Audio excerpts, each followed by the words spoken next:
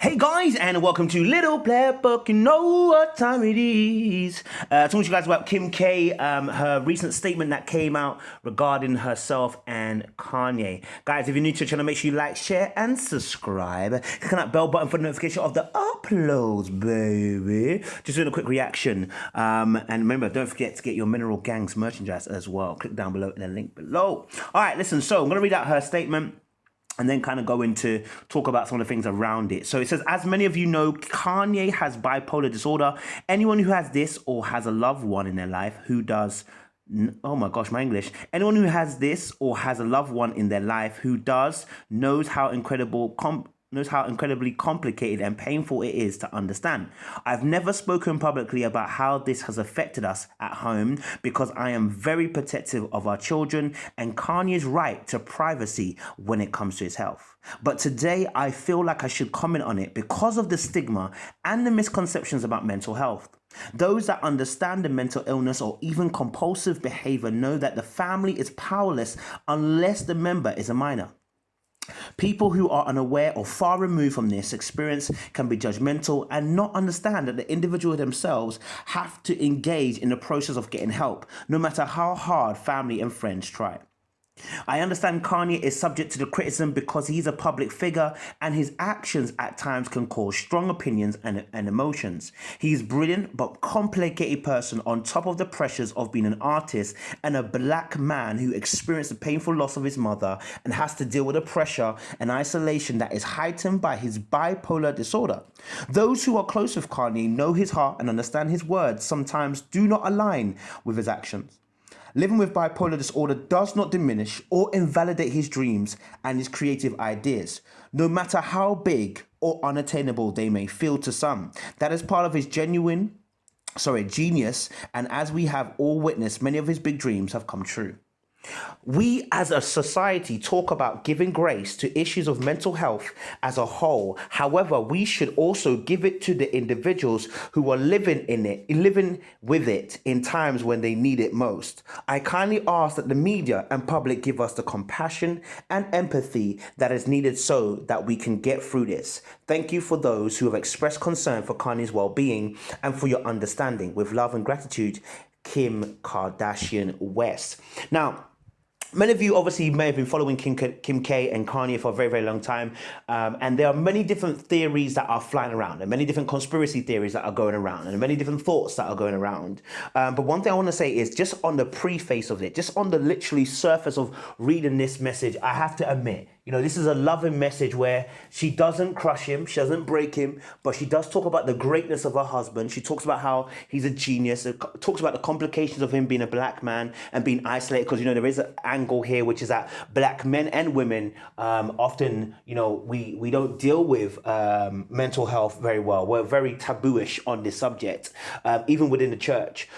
So just that kind of aspects of things, and then looking at that also as well, there is a societal pressure being somebody in the public eye, how mental health is perceived. I remember some years ago we saw Britney Spears also have a breakdown and cut all her hair off, and just she just wasn't in the best place in her mental health. So this message, when I'm reading it, I'm seeing the love, and I'm seeing the appearance of love, and I'm seeing this kind of connection. I'm seeing her also, being supportive even in this difficult time. And it is a difficult time. Dealing with somebody who's got mental health, let me tell you something, even from a Christian perspective, is very, very difficult, because most people do not understand, and they will tell you, well, God is a God of healing. Yes, he is.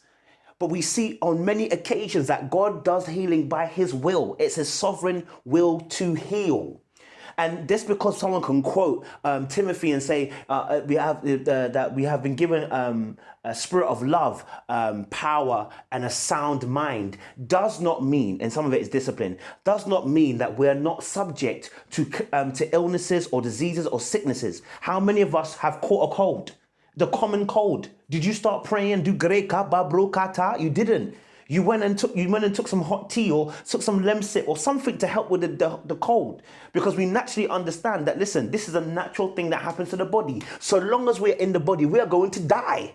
So long as obviously Christ doesn't return, we're going to die in this body. This body isn't the finishing body. So therefore, the body can be subject to illnesses and diseases. Many people have died of cancer who are Christians. Many people have died of fatal illnesses. So we cannot think that your mental health will be solved just because you know Jesus. I want to put that across.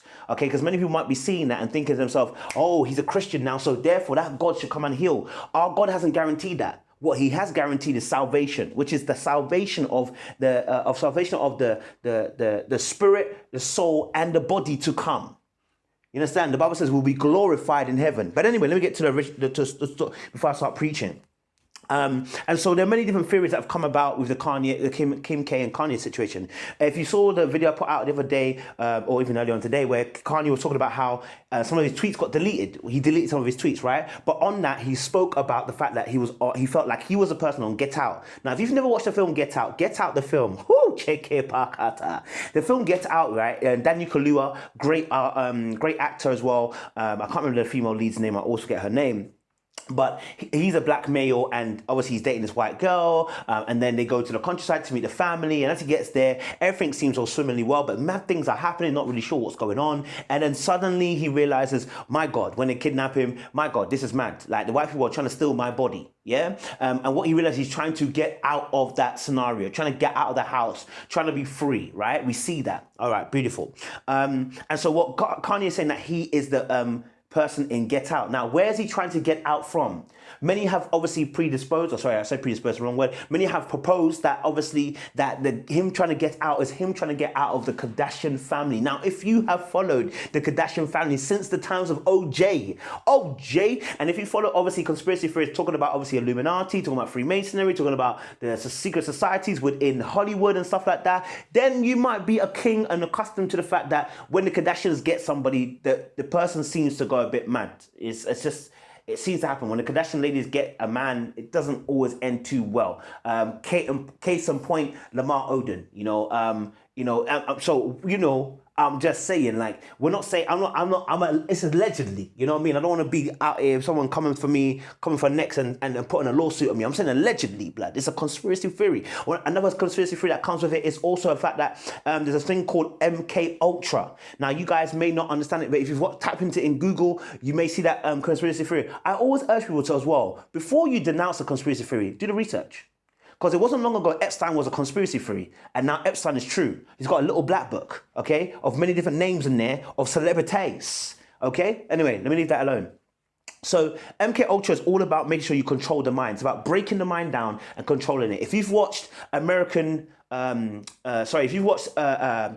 America, the film, the Civil War one, yeah, you will see in the very beginning of the film, Bucky, his friend, what's his name, the White Ranger, White Panther, whatever his name is or whatever, right? The character name in it, he is being controlled by men. They speak certain words and it releases a program into him, and he can be under the control of the handler. Now, here's the thing. They've been saying that in some of the conspiracy theories, saying that, Kanye has a handler, potentially the Kardashians, obviously when he goes into the mental hospital, it resets the program. So, obviously, the last time he went into, I think he went into a mental health hospital last time, came out with the blonde hair and everything like that, blah, blah. That was a reset for him, right? But now, obviously, some people are saying that obviously this is the breaking down of the MK Ultra. As it's breaking down, you say your mind is stuck, because you have to compartmentalize the mind. You have to break the mind into different pieces. It's a bit like split personality disorder, when you have to break that person to a point where the mind begins to, in order to protect itself, it splits itself into different personalities of different times, similar to that MK Ultra. But yeah, so many of these things are flying around, but. And like I said, there is obviously something afoot. And I want to make sure, again, just want to put this point there as well. We're not trying to invest in conspiracy theories and say this is what it is, because I don't know what it is. You know what I'm saying? I'm just saying it's out there. But I do believe that this message that Kim put out there seemed to be a genuine one, And so I want to take it on that preface and say, I'm going to believe it's genuine. I don't want to disbelieve it. I want to believe it's genuine and go from there. But hey ho, guys, you already know what time it is, baby. Let us know your thoughts down below. What do you feel? And what's your thoughts around mental health and the tabooness of mental health and how we don't discuss it in open airs oftentimes? So let us know your thoughts. Click down below and we'll go from there.